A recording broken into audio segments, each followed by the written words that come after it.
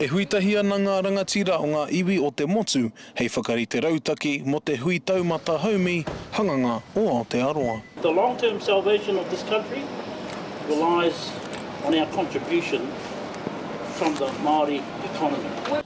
Ko Tukoroirangi Morgan te hea mana o te ara taura, me te aha e rua piri ona tāra te rahi o ngā pūtea o Waikato, ko te whainga nui kia piri mai ngā moni o ngā kai haumi o te ao.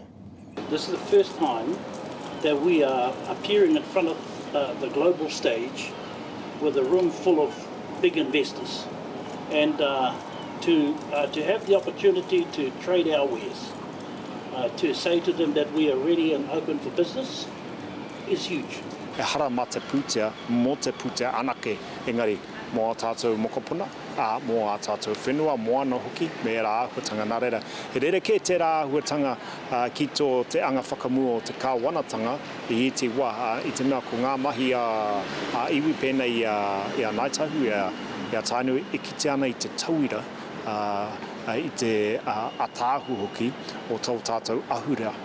Ko tai mai ngā kai haumi no ngā tōpito katoa o te ao ki te whai hoa me te kāwanatanga i ngā whakawhanaketanga hanganga pēnei i te aramatua ki te tai tokerau. It makes sense to be thinking, well, where are iwi funds investing, where are Māori land trusts investing, where are Māori entities seeing the future of growth, because they have a track record of success and they're here to stay. E ai ki te ripoata Brau, kua piki ngā pūtea o te ohanga Māori mai te ono te kauma iwa piri o tāra i te tau 2008, ki te kotahi rau e rua te kauma ono piri o tāra i te tau 2023. Kua eke ngā iwi ki ngā taumata ike ki te hui nei. Iwi and Māori are in a different space, and so the opportunity that is afforded to us is to have our own summer.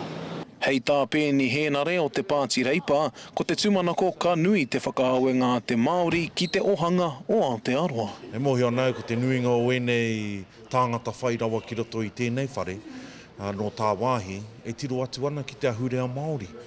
Ki te mōhio, ko te iwi Māori, he iwi take, he iwi kāre e neke atu, kāre e haere atu, kāre e wehe atu i te wā kāinga nei. Anō reira kei te tiro atu rātou ki te pikitia whānui o tēnei mahi, te whakapiki ohanga. Ko ea ngā mahi ki te hui taumata nei, tōna wāka ki te mena ka whai hua te iwi Māori ki tēnei hui. Te kawa Paura, mā Aukaha.